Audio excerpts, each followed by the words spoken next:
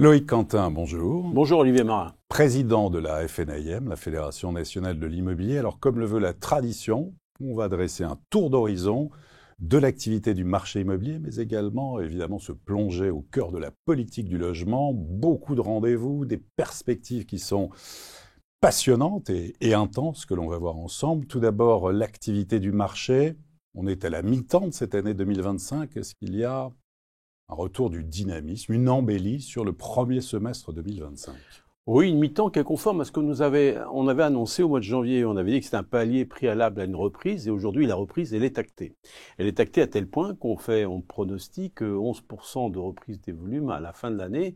Donc c'est inespéré. On va renouer avec le volume transacté en 2023, qui était une année de crise. Et on va rompre avec 3 années à la fois de chute des volumes, 3 années de chute des prix, favorisées par une inflation, et en même temps favorisées par une chute des prix où les vendeurs ont accepté de négocier leur prix à la baisse. Donc voilà, c'est quelque chose qui a été salutaire et qui a été favorable à la reprise annoncée et qui a permis de l'accompagner. Donc après 3 années de baisse consécutive, on a ce rebond en tout cas sur l'activité, et puis les prix aussi qui évoluent différemment. D'un marché à plusieurs vitesses. Oui, aussi. On est toujours sur des prix qui sont en chute, mais en moyenne France. Il y a des marchés qui ont été plus corrigés que d'autres. Là, on voit l'évolution des ventes. Alors, 940 000 ventes, c'est la nouvelle donnée. Il vous a pas échappé. Oui, parce qu'on a rajouté le 9. Alors, bon. Non, on a corrigé la base d'évaluation de l'ancien. Mais on a fait la même chose pour le 9. Donc, finalement, on devrait être à moins 60 000 par rapport aux 940 000. Mais peu importe, il faut bien évidemment, c'est le nouveau repère auquel on doit se référer maintenant pour qualifier et jauger le prix du marché. Là, vous avez quelque chose qui est intéressant, c'est que les prix sont toujours en correction, parce qu'on est à moins 0,6 pour un an, 6 pour un an, mais on voit qu'entre 2022 et 2025, les prix des logements ont été largement revus à la baisse, en cela parce que les taux d'intérêt ont augmenté, ont contraint le pouvoir d'achat des ménages. Mais ce qui est intéressant de constater, là où jadis on disait que les prix de l'immobilier augmentaient plus que l'indice des prix à la consommation, aujourd'hui, on se retrouve avec une valeur indiciaire des prix à la consommation qui est exactement identique au prix du logement. Moi, il m'est souvent arrivé de dire que les prix de l'immobilier étaient insolents vis-à-vis de la croissance du pays, indécents vis-à-vis du pouvoir d'achat des ménages. Et aujourd'hui, on a finalement une stabilisation des prix retrouvés par un indice des prix des logements qui correspond réellement à l'inflation. Ce sont des prix inflatés et qui correspondent juste à l'indice des prix. En quelque sorte, on a corrigé tous les excès du passé. Tous les excès du passé, aujourd'hui, sont revus et corrigés. Nous sommes maintenant sur une trajectoire, finalement, de prix conforme au pouvoir d'achat des ménages. Et alors, justement, là, c'est emblématique. On voit, si on prend un peu de recul, sur les 3 dernières années, et vous avez pris en compte notamment des villes importantes, Nantes, Lyon, Bordeaux et puis Nice aussi, quelques mots. Alors, oui, là où les prix ont été le plus corrigés, bien évidemment, c'est Île-de-France, hors Paris et Paris, et aussi les grandes villes, les grandes agglomérations. C'est là où ils avaient le plus augmenté. Normal qu'ils soient le plus corrigés. Mais ce qui est intéressant de constater, c'est qu'il y a des prix qui n'ont pas été corrigés. Notamment les stations de ski et les stations balnéaires. Ce n'est pas un marché de première nécessité, ce n'est pas un marché d'utilité, ce n'est pas un marché où l'expression de devoir se loger, le besoin de se loger, trouve finalement sa justification. Ce sont des marchés secondaires, des marchés qui sont moins contraints par un recours au crédit et qui finalement permettent aussi, parce que c'est un peu l'exception, c'est un marché plaisir sur lequel finalement l'évolution des prix n'a pas d'emprise sur les acquéreurs. Alors là, on voit depuis les 3 dernières années, on a plutôt une tendance actuellement à une stabilisation, en tout cas, des prix. Oui, maintenant les prix se stabilisent après avoir été corrigés. Je dirais qu'on a dit la chute des volumes était enrayée, la chute des prix est désormais enrayée. On a encore des marchés qui régressent. Mais aujourd'hui, l'espérance est pour nous, en fin d'année, c'est d'avoir un marché qui évolue strictement au cours de l'inflation. Il ne faut pas se leurrer, les prix de l'immobilier sont toujours appelés à progresser, mais ils doivent augmenter uniquement en fonction de l'évolution de l'inflation. Le levier très important, évidemment, l'accès au crédit, les taux d'intérêt qui ont permis en tout cas de redonner du pouvoir d'achat. Huit baisses successives du taux de la BCE ont permis de redonner une grande bouffée d'oxygène aux acquéreurs et de ce fait ont accompagné la reprise des transactions. Avec des banques plus prêteuses. Plus prêteuses et aussi moins contraintes. On a le HCSF, on n'en parle plus. Aujourd'hui, on est moins encadré. ce n'est plus une contrainte. Les banques ont retrouvé une confiance dans un marché qui reprend notamment son élan. Maintenant, on va se projeter justement les perspectives. On va voir les perspectives, voilà. Ah voilà, second semestre déjà. Alors, désolé, plus de facteurs défavorables. Ouais, alors on commence par les indicateurs au vert, les facteurs favorables. Bah oui, c'est la stabilisation des taux, ce que l'on peut espérer. Alors bien évidemment, aujourd'hui, ce que je vous dis sera plus vrai peut-être dans 3 mois, dans 6 mois. On est totalement dépendant d'un climat à la fois politique national, international et un climat géopolitique avec une hausse notamment des droits de douane possible, avec une inflation importée et notamment qui renchirait le coût du crédit à ceci près que on sait que la France, aujourd'hui, emprunte à des taux plus élevés que les taux auxquels les emprunteurs immobiliers ont accès. Donc, on n'a jamais vu ça dans toute l'histoire de l'économie et de la banque française. Donc un peu d'humilité, on va dire que l'équilibre est un peu fragile. Très fragile. Très fragile. En tout cas, sur les facteurs favorables, baisse des taux d'intérêt, dit autour de 3%, stabilité des prix des logements. Et puis, alors, en rouge, les facteurs défavorables. La stabilité géopolitique, voilà, la crise économique, on a un taux de croissance qui est quand même faible, on a notamment la crise de la dette, 3 350 milliards de dettes, un budget dont on va parler tout à l'heure, et notamment qui est difficile, un budget d'équilibre compliqué à trouver, la chute de la production neuve, on va manquer de produits, et si on manque de produits, si on ne renouvelle pas l'offre de logements suffisante, on va créer une tension sur le marché et un redémarrage vers une hausse des prix, et ça c'est tout à fait classique. Enfin, les hausses de droits de mutation sont aussi un frein à l'acquisition. La taxe foncière dont usent beaucoup de collectivités pour ressourcer par rapport à la disparition de la taxe d'habitation. Enfin, ce sont des mauvais signaux, en fait. Des mauvais signaux qui sont envoyés. Puis là, quand on voit la menace étendue de l'encadrement des loyers que certains voudraient généraliser sur tous les territoires, ça serait le plus mauvais signal à envoyer dans une période où on souffre de logement, on n'a plus d'offres de logement à louer dans beaucoup de grandes villes françaises. Et puis MaPrimeRénov', un mot, là, on n'a pas bien compris. On n'a pas bien compris. Stop and go en permanence. Oui, voilà, MaPrimeRénov', victime de son succès, donc on ne peut que s'en satisfaire. Mais j'ai toujours dit que l'État devait avoir les moyens de ses ambitions. Quand on a des ambitions, on accompagne. Sinon, on y renonce et on ne fait pas peser notamment une indécence sur 1 300 000 logements aujourd'hui.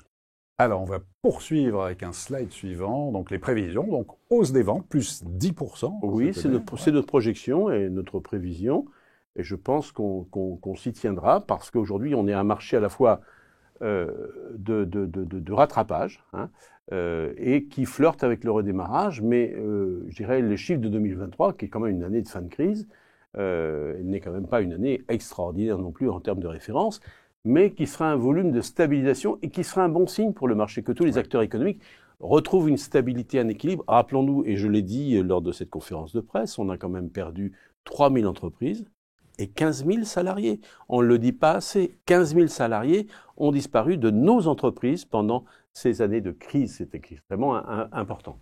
Alors oui, les prix vont atteindre un palier et certainement avec 1% de hausse à la fin de l'année, mais c'est ni plus ni moins que l'inflation. Donc on retrouve un marché d'équilibre et qui n'aspire à que prospérer et se développer ainsi. Il ne faut pas que demain nous ayons une hausse des taux d'intérêt ou éventuellement notamment une baisse de l'offre qui serait dramatique pour les marchés, notamment au niveau des prix. Et puis donc des taux de crédit qui, on l'espère en tout cas, devraient se stabiliser autour de 3% après 1 an et demi de baisse. Voilà, ça c'est vraiment pour la vision, les projections sur le marché de l'immobilier. On va maintenant continuer, poursuivre avec la politique du logement et notamment quelque chose de très important, c'est la location. On ne trouve plus, quasiment plus, de location dans le privé.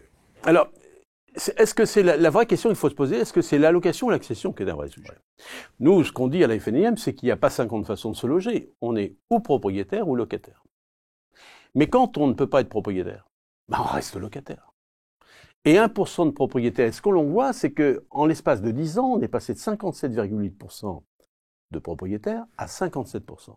On a perdu 0,8% de propriétaires, c'est-à-dire qu'il faut reconstituer à une offre de location sur un parc de 30 millions de logements, équivalent à 240 000 locataires en plus. Donc ça vient peser largement sur le niveau de l'offre, puisqu'on ne peut plus être propriétaire, on reste locataire, et on a une offre locative qui ne se renouvelle pas. Et ça, c'est un vrai sujet. Donc, je dirais que nous, aujourd'hui, on dit 1% de propriétaires en moins, c'est 1% de locataires en plus, mais il faut accompagner les deux. Le propre d'une politique du logement, c'est à la fois de soutenir à la fois l'accession et à la fois le parc locatif en accompagnant l'investisseur. Et c'est ce que l'on verra justement quand on va évoquer le futur, peut-être, statut du bailleur privé. Mais en attendant, le locatif, il est confronté aux obligations de rénovation énergétique. Alors, ça concerne beaucoup de logements. Ça, c'est extraordinaire. Au moment où on aurait besoin d'avoir plus d'offres locatives, au moment où on sait qu'on a plus de locataires qui restent, qui conservent le statut de locataire, on met encore plus de contraintes sur un parc locatif qui risque de sortir. Et je l'ai dit, dans 30 mois, c'est 1 300 000 logements qui sortent, les G et les F du parc locatif. Et quand on sait qu'un tiers de ces propriétaires envisagent de vendre plus que de louer, on va recréer une attrition qui s'ajoute déjà à une offre locative qui n'a pas été reconstituée.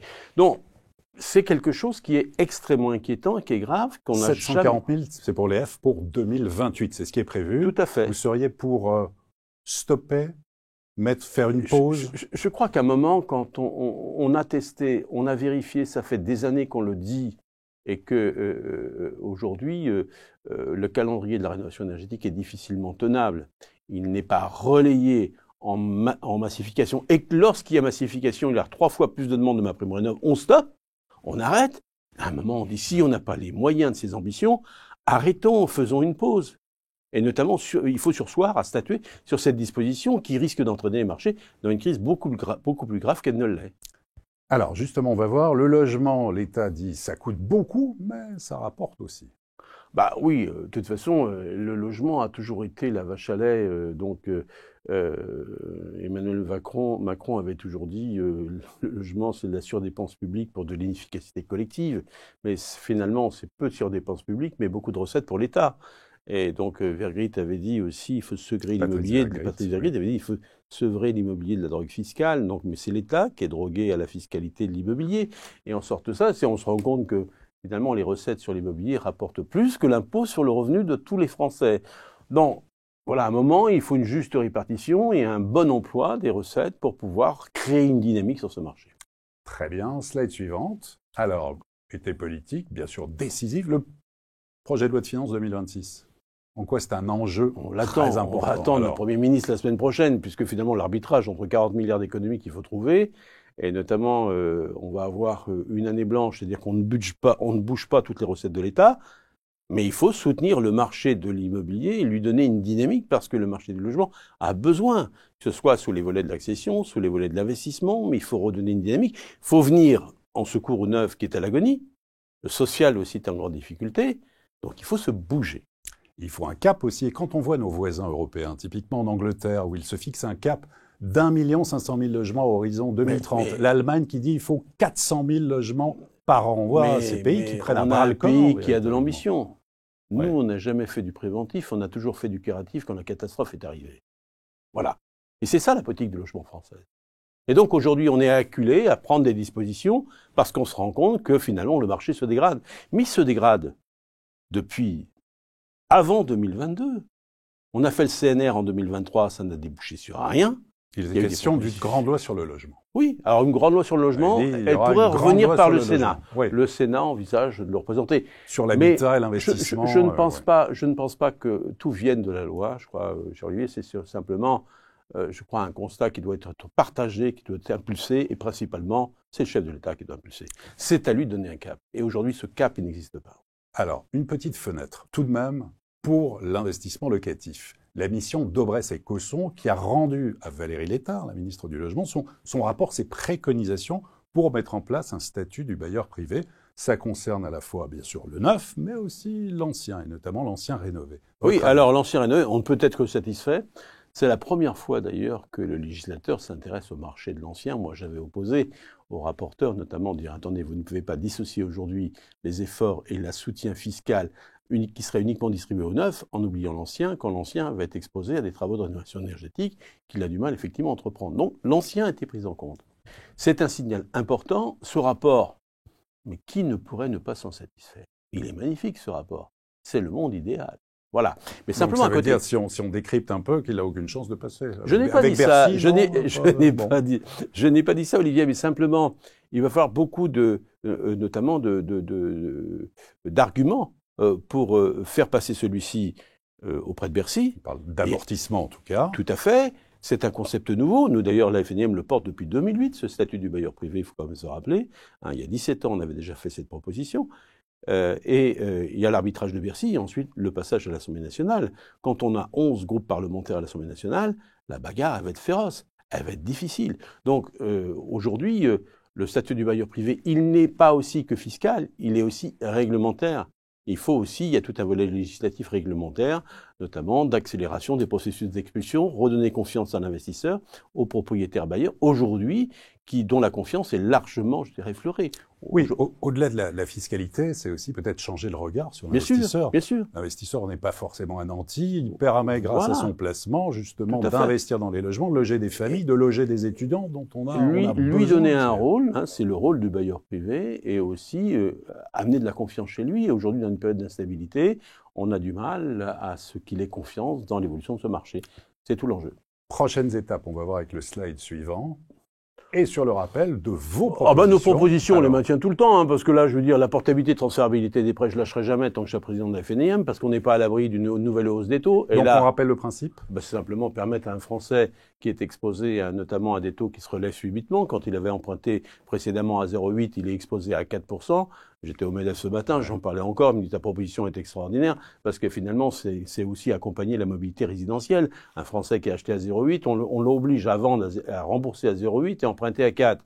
Parce qu'il va dans une autre ville, c'est pas normal. Donc cette portabilité, elle doit pouvoir être acceptée et relayée par le législateur, comme on a permis à un Français de renégocier son prêt lorsque les conditions sont à la baisse. Et ça, ce cadre-là coûte plus cher aux établissements financiers que celui-ci. Or, d'autres dispositions, la vente à futur. Nous, on n'a fait que des propositions qui coûtent rien. Vente futur de rénovation énergétique. Oui. Alors, ça, c'est comme la VFA, mais bon. Simplement, aujourd'hui, il y a beaucoup de ventes en monopropriété. Les F&G sont soumis à un audit de rénovation énergétique, où des fois, on a une maison, elle vaut 140 000 euros, et à côté, on a 100 000 euros de travaux dans l'audit de rénovation énergétique, et l'acquéreur prend ça comme, je dirais, le lit. Il dit, qu'est-ce que je fais avec ça? Je voudrais faire mes travaux. Mais simplement, aujourd'hui, le schéma d'accompagnement et de financement des travaux de rénovation énergétique sur un long terme ne repose pas sur un contrat spécifique que l'on veut adosser, que le banquier puisse avoir une garantie sur un prêt de long terme, notamment sur la durée totale du prêt pour asseoir ces garanties et financer aux mêmes conditions les travaux inclus dans le prix au moment de la mutation. Sur option, ça coûte rien, c'est tout à fait légal, validé par la DSCS, mais simplement l'inertie du pouvoir législatif, l'inertie de l'action publique fait qu'on n'arrive pas à avancer. Et aujourd'hui, rien n'avance d'ailleurs. Rien n'avance. Donc voilà, c'est un petit peu le cadre général dans lequel nous sommes. Autre proposition, donc si le statut du bailleur privé a du plomb dans l'aile, en tout cas investissez aujourd'hui, défiscalisez demain. Oui, ça c'est la proposition de la FNIM qui dit on ne touche pas aux finances publiques, les recettes d'État sont exemptes, on diffère l'avantage qui est consacré à un investisseur qui fait un effort pendant 10 ans et puis 10 ans années après, il touche bien évidemment, il a un bénéfice d'être exonéré d'impôt sur ses revenus locatifs qu'il perçoit du produit sur lequel il a investi. C'est un très bon dispositif. Commission de contrôle, un mot? Commission de contrôle, surtout le décret formation, il va être publié à la fin du mois. Moi, je suis pour élever le niveau de formation des professionnels, quels qu'ils soient. Je n'ai pas que des amis dans la profession, mais on va aller jusqu'au bout. C'est un minimum. Je le dis très simplement. Vous savez, Olivier, aujourd'hui, pour changer une ampoule de 10 mm de culot, si vous avez un escabeau avec 2 marches, il faut 3 jours de formation qui seront renouvelés, c'est-à-dire 21 heures de formation qui seront renouvelées tous les 3 ans. Et aujourd'hui, certains syndicats prétendent qu'à 14 heures, on peut être formé pour accéder à la profession. C'est pas pensable. Moi, je rêve d'une profession et je veux qu'une profession ait notamment affiche un niveau de compétence digne à assurer la sécurité du consommateur et des accédants et des locataires. En conclusion, Loïc Quentin, dans quel état d'esprit, justement, se trouve la profession? La profession, nos adhérents, on n'a pas des adhérents. Nos adhérents sont néanmoins confiants. Confiants parce qu'ils l'ont toujours été. Vous savez, on fêtera nos 80 ans l'année prochaine. Nos plus anciennes chambres syndicales ont 100 ans. On a toujours résisté. On a passé finalement toutes les crises économiques. On a passé la 3e, la 4e, la 5e République. On a toujours résisté. On a toujours survécu. Et notre profession s'est toujours identifiée. Elle a toujours effectivement été au rendez-vous de sa devise « Agir pour le logement » et on va continuer. Loïc Quentin, merci beaucoup. Merci Olivier. Et à très bientôt pour une prochaine édition du Club FNAIM.